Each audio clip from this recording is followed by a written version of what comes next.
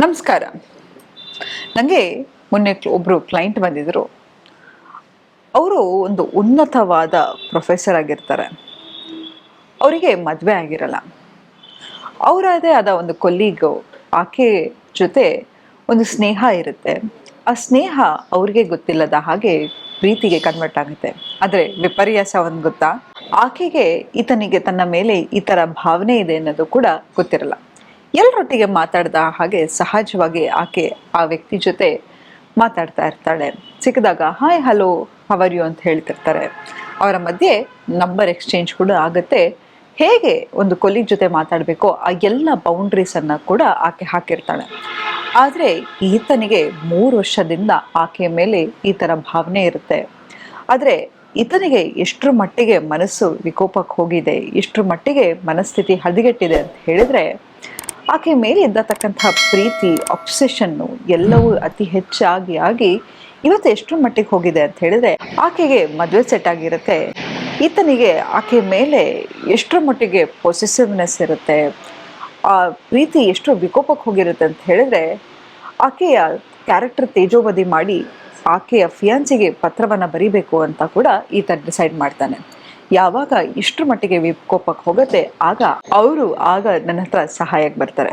ಆದರೆ ಮನಸ್ಸು ಯಾಕೆ ಇಷ್ಟರ ಮಟ್ಟಿಗೆ ಹದಗೆಡುತ್ತೆ, ಇದನ್ನು ತಡೆಗಟ್ಟೋದು ಹೇಗೆ, ಯಾಕೆ ಆ ವ್ಯಕ್ತಿಗೆ ಹೀಗಾಯಿತು ಅಂತ ಹೇಳಿದ್ರೆ, ಇದನ್ನು ಸೈಕಾಲಜಿಯಲ್ಲಿ ಲಿಮರೆನ್ಸ್ ಅಂತ ಕರೀತಾರೆ. ಕೆಲವು ಸತಿ ನಾವು ಯಾರೋ ಒಬ್ಬರ ಜೊತೆ ಮಾತಾಡೋಕ್ಕೆ ಶುರು ಮಾಡ್ತೀವಿ. ಎಷ್ಟರ ಮಟ್ಟಿಗೆ ಅಂತ ಹೇಳಿದ್ರೆ, ಇದನ್ನು ಆಕ್ಸಿಲರೇಟರ್ ಅಟ್ಯಾಚ್ಮೆಂಟ್ ಸ್ಟೈಲ್ ಅಂತ ಹೇಳ್ತಾರೆ.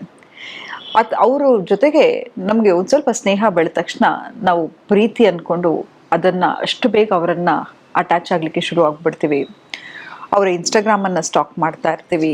ಅವರ ಆಗು ಹೋಗುಗಳಾಗಿರ್ಬೋದು, ಅವ್ರ ಜೊತೆ ಆಡಿರ್ತಕ್ಕಂಥ ಮಾತುಗಳನ್ನು ಪದೇ ಪದೇ ನೆನೆದು ಕೂಡ ನಮಗೆ ಗೊತ್ತಿಲ್ಲದ ಹಾಗೆ ಅದನ್ನು ಸವಿತಾ ಹೋಗ್ತೀವಿ.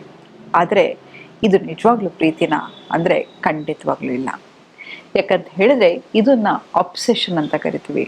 ಯಾವಾಗ ಏನು ನಮ್ಮ ಹತ್ರ ಇರಲ್ವೋ ಅದನ್ನು ನಾವು ಬೇರೆಯವ್ರ ಹತ್ರ ಎಕ್ಸ್ಪೆಕ್ಟ್ ಮಾಡ್ತಾ ಹೋಗ್ತೀವಿ. ಕೆಲವ್ರ ಹತ್ರ ಅವರ ನಗು ಇಷ್ಟ ಆಗಿರುತ್ತೆ, ಅವರ ಭಾವನೆಗಳು ಇಷ್ಟ ಆಗಿರುತ್ತೆ, ಅವರ ನಡವಳಿಕೆ ಇಷ್ಟ ಆಗಿರುತ್ತೆ. ಇದನ್ನೇ ನಾವು ಪ್ರೀತಿ ಅಂತ ಅಂದ್ಕೊಂಡು ನಾವೇ ಒಂದು ಕಾಲ್ಪನಿಕ ಲೋಕದಲ್ಲಿ ಇರ್ತೀವಿ.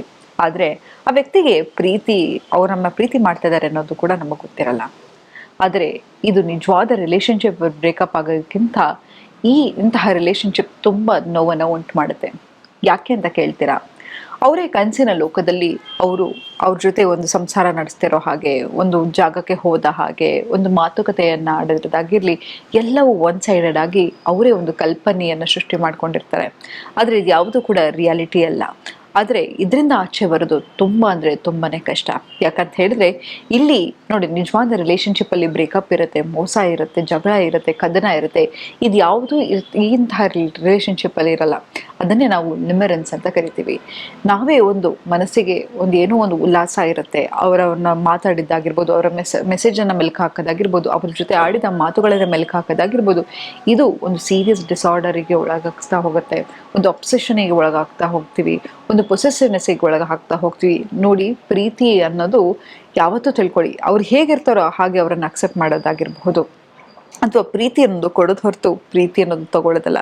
ಯಾವಾಗ ಎರಡು ಕಡೆನೂ ಕೂಡ ಆ ರಿಲೇಷನ್ಶಿಪ್ ಸ್ಟ್ರಾಂಗ್ ಆಗಿರುತ್ತೆ, ಅದು ನಿಜವಾದ ಪ್ರೀತಿ. ಹಾಗಾಗಿ ಇಂಥ ಅಬ್ಸೆಷನಿಗೆ ಒಳಗಾಗ್ತಾ ಹೋಗಬೇಡಿ. ಪ್ರತಿ ಸತಿ ನೀವು ಯಾರ ಜೊತೆನಾದರೂ ಮಾತಾಡೋಕ್ಕೆ ಶುರುವಾಗಿ ಅವರ ಇನ್ಸ್ಟಾಗ್ರಾಮ್ ಆಗಿರ್ಬೋದು, ಅವರ ಆಡ್ತಕ್ಕಂಥ ಮಾತುಗಳಾಗಿರ್ಬೋದು, ಎಲ್ಲವನ್ನು ಮೆಲ್ಕು ಹಾಕೋಕ್ಕಿಂತ ಮುಂಚೆ ನೆನಪಿಟ್ಕೊಳ್ಳಿ. ಯಾಕಂತ ಹೇಳಿದ್ರೆ ನಿಜವಾದ ಬ್ರೇಕಪ್ಗಿಂತ ಇದು ತುಂಬಾ ಮನಸ್ಸಿಗೆ ನೋವು ಮಾಡುತ್ತೆ. ಅಥವಾ ಹಾಗೆ ಯಾಕಂತ ಹೇಳಿದ್ರೆ ಆ ರಿಲೇಷನ್ಶಿಪ್ಗೆ ನೀವು ಒಳಗೆ ಹೋಗಬೇಕು ಅಂತಿದ್ದೀರಾ ಅಂದರೆ ಕೂಡ ಅವರ ಲೈಫಲ್ಲಿ ಯಾರು ಇದ್ದಾರಾ ಅಂತ ಮುಂಚೆ ಕನ್ಫರ್ಮ್ ಮಾಡ್ಕೊಳ್ಳಿ. ಮತ್ತು ಅವರು ನಿಮಗೆ ಯಾವ ಸ್ಥಾನಮಾನವನ್ನು ಕೊಡ್ತಾ ಇದ್ದಾರೆ ಅಂತ ಮುಂಚೆ ತಿಳ್ಕೊಳ್ಳಿ. ಯಾಕಂತ ಹೇಳಿದ್ರೆ ನಿಮ್ಮ ಪ್ರೀತಿ ತುಂಬ ಪ್ರೆಷಿಯಸ್ ಕಣ್ರಿ, ನಿಮ್ಮ ಅಟೆನ್ಷನ್ ತುಂಬ ಪ್ರೆಷಿಯಸ್.